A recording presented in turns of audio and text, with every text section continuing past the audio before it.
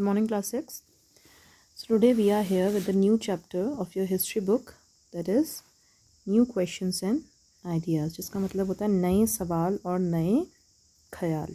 इस चैप्टर में हम ये पढ़ेंगे, हम इस चैप्टर में जो रिलीजन होता था आज से 3000 साल पहले, जो धर्म लोग फॉलो करते थे, जो मानते थे, उसमें किस किस तरीके के चेंजेस आए। तो जितने भी चेंजेस आए वो हम इस चैप्टर में पढ़ेंगे। इसमें हम पढ़ेंगे कि गौतम बुद्ध कौन थे, बुद्धिज़्म कैसे आया, ठीक है। उपनिषद्स के बारे में पढ़ेंगे, किस तरीके से उपनिषद्स लिखे गए और क्या क्या थे। महावीर जैन के बारे में पढ़ेंगे और जैनिज़्म कैसे आया। और इसके अलावा ईरान में जो रिलीजन उस टाइम पे फॉलो होता था उसके बारे में भी पढ़ेंगे। सो हमारा पहला टॉपिक है इस चैप्टर का द स्टोरी ऑफ बुद्धा। तो हम गौतम बुद्ध के बारे में इस चैप्टर में पढ़ेंगे, ठीक है। Siddharth, also known as Gautam, the founder of Buddhism, was born 2500 years ago. तो आप गौतम बुद्ध के बारे में जानते हैं, बहुत फेमस हुआ करते थे। उन्होंने बुद्धिज़्म जो रिलीजन था वो लोगों के आगे रखा और लोग अभी तक बहुत सारे हैं जो बुद्धिज़्म को फॉलो करते हैं। तो जो गौतम बुद्ध थे उनका ओरिजिनल जो असल नाम था वो क्या था, सिद्धार्थ था। और वो आज से 2500 ईयर्स अगो पैदा हुए थे। और वो कहाँ पैदा हुए थे, वो पैदा हुए थे लुम्बिनी, नेपाल में, जो थी नेपाल में। और यहाँ पे एक समुदाय हुआ करता था, शाक्य क्षत्रिय गण। इस समुदाय में वे पैदा हुए थे 2500 ईयर्स अगो लुम्बिनी, नेपाल में। आप यहाँ देख सकते हैं, लुम्बिनी नेपाल में पैदा हुए थे। और उनके जो फादर थे, उनके जो पिता थे, वो कपिला वस्तु करके एक जगह हुआ करती थी, वहीं काठमांडू में ही, नेपाल में ही, वहाँ के वो राजा हुआ करते थे। तो सिद्धार्थ आप समझ सकते हैं एक राजकुमार थे जो कि बहुत ही अपनी ऐशो आराम की ज़िंदगी जिया करते थे। Buddha belong to a small गन नोन एज शाक्य गण। इसको हम शाक्य क्षत्रिय गण बोलते हैं। इस कम्युनिटी, इस समुदाय से वो बिलोंग करते थे। When he was very young, he left the comforts of his home in search of knowledge. तो जब वो बहुत छोटे हुआ करते थे तो एक दिन क्या हुआ, उनके फादर ने उनको एक बहुत बड़े संत के पास ले गए, क्योंकि वो जो उनके फादर थे जो कि एक राजा थे कपिलावस्तु के, वो जानना चाहते थे कि उनके बेटे का फ्यूचर कैसा होगा। वो उसको एक संत के पास लेके गए। तो जो संत थे, जो बहुत जाने माने उस ज़माने में संत हुआ करते थे, उन्होंने सिद्धार्थ जो कि गौतम बुद्ध थे उनके बारे में ये बताया, उनके फादर को ये बताया कि या तो जो गौतम हैं वो या तो बहुत बड़े राजा बनेंगे या फिर वो एक सन्यासी बन जाएंगे। और वो जो इन दोनों में से जो भी बने वो दुनिया में बहुत ज़्यादा याद किए जाएंगे। तो जो गौतम बुद्ध के जो फादर थे वो बहुत ज़्यादा खुश भी हुए लेकिन परेशान भी हुए। उनको लगा कि अगर उनका बेटा एक सन्यासी बन जाएगा, अगर एक सेंट बन जाएगा तो उनके लिए अच्छा नहीं होगा। तो उन्होंने क्या किया, उन्होंने ये अनाउंसमेंट करी अपने राजमहल में कि सिद्धार्थ को हर एक चीज़ उनके हाथ में मिले और उनको कोई भी परेशानी ना झेलनी पड़े और वो राजमहल के बाहर बिल्कुल भी ना जाएं और उनको कोई भी साधु संत ना दिखे। तो इस तरीके से उन्होंने अपने बेटे गौतम का जो सिद्धार्थ थे उनको बिल्कुल भी बाहर नहीं जाने दिया, उनको हर एक सुविधा दी, हर एक कंफर्ट दिया। और बाद में गौतम बुद्ध की शादी भी हुई, ही गॉट मैरिड, उनकी एक खुद की फैमिली भी थी और बहुत ही खुश थे। पर जब वो 29 साल के हुए, 29 ईयर्स के जब हुए, एक दिन वो अपने घर से बाहर निकले। वो निकले जब बाहर, घर से बाहर, तो उन्होंने किसी को भी नहीं बताया कि वो राजमहल से बाहर जा रहे हैं। और जब वो घर से बाहर निकले उन्होंने दुनिया की बहुत सारी सच्चाइयाँ देखी, जैसे कि उन्होंने एक बूढ़े आदमी को देखा, और उन्होंने अपने जो जिनके साथ वो आए थे, जो सारथी थे, उनसे पूछा कि ये बूढ़े आदमी कौन है। तो उनके सारथी ने उनको बताया कि हम सब लोग एक ना एक दिन बूढ़े होते हैं। इसके बाद इन्होंने एक डिसीज्ड पर्सन को देखा, एक रोगी को देखा, और ये उनसे पूछा, उन्होंने अपने सारथी से पूछा कि ये रोगी कौन होता है। तो उनके सारथी ने उनको बताया कि सब बीमार पड़ते हैं क्योंकि बॉडी कभी ना कभी बीमार होती है। इसके अलावा उन्होंने एक डेड बॉडी को भी देखा। तो उन्होंने सारथी से फिर पूछा कि ये डेड बॉडी क्या है। तो उनके सारथी ने, जो उनका रथ चलाने वाला था, उन्होंने उसको बताया कि हम सब लोग एक ना एक दिन मरते हैं, हम भी मरेंगे, आप भी मरोगे और सबके सब मरेंगे। इसके अलावा फिर बाद में उन्होंने एक सन्यासी से भी मुलाकात करी और उन्होंने देखा कि जो सन्यासी है एक पेड़ के पास बैठ के ध्यान कर रहा है। तो जब उन्होंने इस ज़िंदगी की सारी सच्चाइयाँ देखी, 29 ईयर्स के थे तब देखी उन्होंने अपनी ज़िंदगी की सारी सच्चाइयाँ, तो एकदम से बहुत ज़्यादा घबरा गए, या बहुत ज़्यादा उनको ये रियलाइज़ हुआ कि हमारी ज़िंदगी में कितने दुख हैं और हम अपने घर में बैठे सारे कंफर्ट्स ले रहे हैं, लेकिन बाहर जो लोग हैं, जो ज़िंदगी की सच्चाइयाँ हैं, हम भी बीमार पड़ेंगे, हम इस ज़िंदगी में पैदा हुए हैं, हम भी एक ना एक दिन मरेंगे।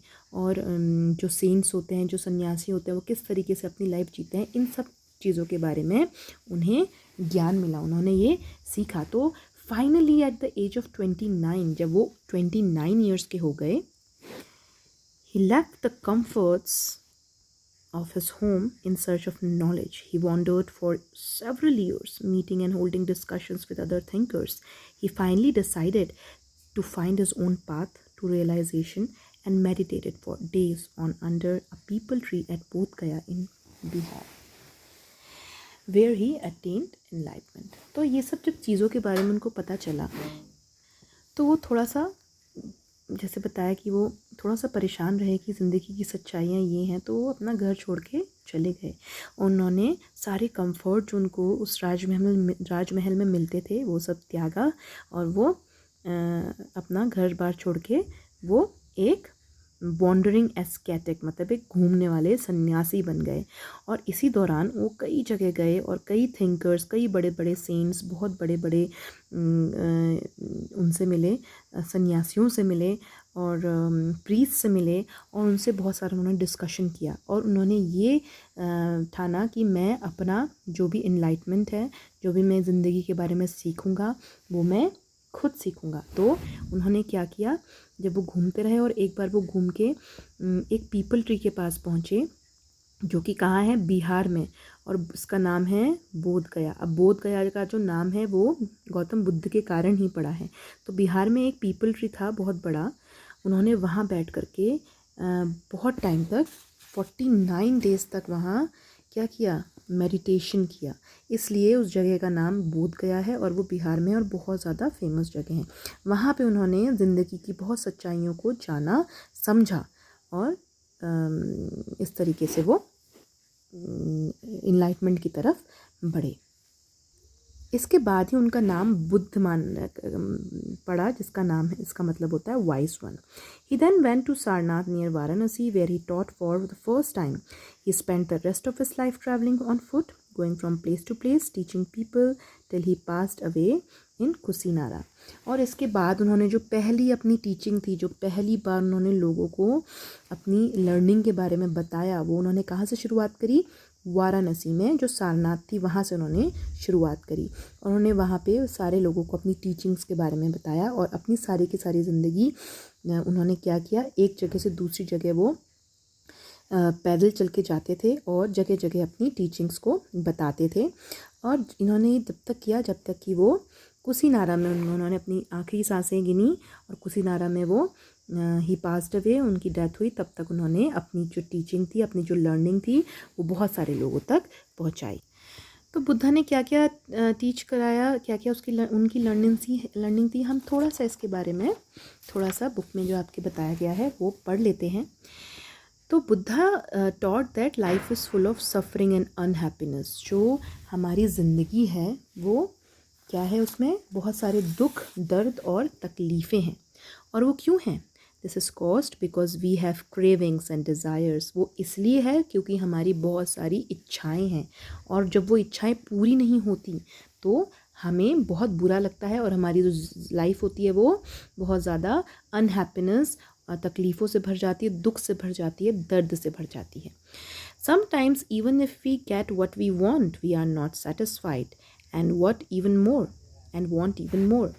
ये भी उन्होंने लिखा कि जब हमें अपनी इच्छाएं, हमारी इच्छाएं पूरी भी हो जाती हैं, जब जो हम कोई चीज़ चाहते हैं वो हमको मिल भी जाती है, फिर भी हम खुश नहीं रहते और हम और ज़्यादा मांगते हैं। अब एग्जाम्पल के तौर पे ले लीजिए, अगर एक आदमी है उसको 1 करोड़ रुपया मिल गया, ठीक है। अब स्टार्टिंग में तो बहुत खुश होगा, उसको अरे मिलेगा कि अरे मैंने अपने सारे सपने पूरे कर लूँगा, मैं ये खरीदूँगा, मैं मकान बनाऊँगा, मैं गाड़ी खरीदूँगा। लेकिन धीरे धीरे टाइम के चलते चलते उसको ऐसा लगने लगा कि अब पैसे कम होते जा रहे हैं, काश मुझे 2 करोड़ रुपए मिल जाए। और वो दुख ही रहेगा कि उसको और पैसे चाहिए, वो और पैसे से और सामान खरीदना चाहता है और उसको और पैसा चाहिए। अब सपोज़ उसको मिल भी गया 2 करोड़ रुपए बाद में जा कर के, फिर भी 2 करोड़ मिल भी जाएगा, फिर भी वो कुछ टाइम तक खुश रहेगा, लेकिन फिर और पैसों की उसको और पैसे चाहिए होंगे। तो कहने का मतलब ये है कि कोई भी इंसान अगर उसकी इच्छाएं पूरी हो भी जाती हैं फिर भी वो खुश नहीं रहता, क्योंकि वो हमेशा और चीज़ें चाहता रहता है, उसकी इच्छाएं कभी ख़त्म नहीं होती। The Buddha describe this as thirst और तन्हा। तो बुद्धा ने अपनी टीचिंग में ये बताया है कि इस चीज़ को क्या बोलते हैं, थर्स्ट, मतलब एक तन्हा नाम दिया है उन्होंने इच्छाओं को। He taught that this constant craving could be removed by following moderation in everything. तो मॉडरेशन को अगर अपनी ज़िंदगी में लाएंगे, मतलब एक संतुलित अपना व्यवहार रखेंगे और एक बैलेंस्ड अप्रोच रखेंगे लाइफ की तरफ, तो हम थोड़ा सा इन क्रेविंग से दूर रह सकते हैं। He also taught people to be kind and to respect the lifes of others including animals. उन्होंने अपनी टीचिंग में ये भी लिखा है कि हमें और जो लोग होते हैं उनकी तरफ काइंड होना चाहिए, उनकी तरफ विनम्रता रखनी चाहिए और हमें इन एनिमल्स की रिस्पेक्ट करनी चाहिए। He believed that the result of our action, whether good or bad, affect us both in life and the next. तो कर्मा करके उन्होंने एक वर्ड अपनी टीचिंग में लिखा है, जिन्होंने उसमें बोला है कि जो भी आप काम करते हो, चाहे वो अच्छा करते हो या बुरा करते हो, वो आपकी ज़िंदगी में इफ़ेक्ट डालती है, और आपकी यही वाली ज़िंदगी में नहीं, आपके दूसरी लाइफ में भी, जब आप मर के दूसरी कोई फॉर्म में आओगे वहाँ भी आपको इफ़ेक्ट करेगी। तो जो कर्मा होता है वो आपका अच्छा होना चाहिए, बुरा नहीं होना चाहिए। Buddha taught in the language of the ordinary people Prakrit so that everybody could understand his message. तो अपनी उनकी जितनी भी टीचिंग है वो कौन सी लैंग्वेज में है, प्रकृत में है, जो कि एक ऑर्डिनरी लैंग्वेज है जो सबके सब लोग समझ पाते हैं। He also encouraged people to think for themselves rather than to simplify accept what he said, let us see how he did it. तो आपके पास जब आप आगे जाएंगे, द स्टोरी ऑफ किस्सा गोतामी है, ये आप पढ़ लीजिएगा, जो कि आपके इसके आगे जो यहाँ पे है, ये इसमें आपको पता चलेगा कि किस तरीके से उन्होंने लोगों को अपनी टीचिंग के बारे में बताया। Now will come to the next topic, that is Upanishads. ठीक है, around the time that the Buddha was preaching and perhaps a little earlier, other thinkers also tried to find answers to difficult questions. तो इस दौरान जब ये Buddhism आ रहा था, उसी दौरान बहुत सारे अलग लोग थे, अलग जो सोच विचार वाले लोग थे, उन्होंने और भी अलग अलग तरीके के क्वेश्चंस के आंसर, उनके प्रश्नों के उत्तर करने की कोशिश करी। Some of them wanted to know about life after that. तो ये भी जानना चाहते थे कि मरने के बाद ज़िंदगी कैसी होती है, क्या हमें एक नई लाइफ मिलती है हमें, और उस लाइफ में क्या होता है, ये सब चीज़ें, बहुत सारे क्वेश्चंस थे। Others wanted to know why sacrifices should be performed. Many of these thinkers felt that there was something permanent in the universe that would last even after that. और यहाँ पे इन्होंने ये एक कंक्लूजन निकाला कि आपकी लाइफ में, यूनिवर्स में कोई ना कोई चीज़ परमानेंट होती है, आपकी मृत्यु के बाद भी, आपकी डेथ के बाद भी जो चीज़ परमानेंट होती है उसको क्या बोलते हैं, आत्मा, और the individual soul and the ब्रह्मांड और द यूनिवर्सल सोल। तो दो तरीके की इन्होंने यहाँ पे मेंशन करी है। जो लोग थे उन्होंने ये बोला है कि मरने के बाद भी जो चीज़ परमानेंट, जो चीज़ स्थायी रहती है, वो क्या होती है, एक तो इंडिविजुअल सोल जिसको हम आत्मा बोलते हैं, आत्मान, और एक होती है यूनिवर्सल सोल जिसको हम ब्रह्मांड बोलते हैं। They believe that ultimately both आत्मान एंड ब्रह्मांड वर वन। और कुछ लोगों ने ये भी बोला कि आत्मान और ब्रह्मांड एक ही चीज़ है। Many of their ideas were recorded in the Upanishads. तो उपनिषद्स यहाँ पे आए, उपनिषद्स में ये सारी की सारी चीज़ें लिखी गई हैं, जो भी उन लोगों ने सोचा, उन लोगों ने कंक्लूड किया, उन लोगों ने एक दूसरे के साथ डिस्कशन करके, अपनी खुद सीख करके, अपना लर्निंग से, औरों के से बातचीत करके उन्होंने ये किया कि डेथ के बाद भी कुछ चीज़ें परमानेंट होती हैं। तो उपनिषद में काफ़ी चीज़ें लिखी गई हैं। These were part of the later Vedic texts. Upanishad literally mean approach and sitting near, and the text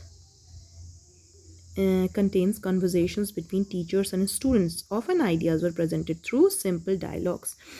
तो उपनिषद्स का मतलब ही यही है कि अप्रोचिंग एंड सिटिंग नियर, मतलब एक दूसरे के साथ बैठ कर के conversation between students and teachers के बीच में था. इसमें उन्होंने सिंपल डायलॉग्स के थ्रू अपने आइडियाज़ लोगों ने प्रेजेंट करे हैं. Most Upanishadic thinkers were man, especially Brahmins and rajas. तो उपनिषद्स में जितने भी थिंकर्स जिन्होंने अपनी लर्निंग्स और टीचिंग्स लिखी हैं वो ज़्यादातर आदमी हुआ करते थे, जो कि क्या थे, स्पेशली ब्राह्मण होते थे या फिर राजा होते थे. Occasionally there is mention of women thinkers such as Gargi, who was famous for her learning and participated in debates held in royal court.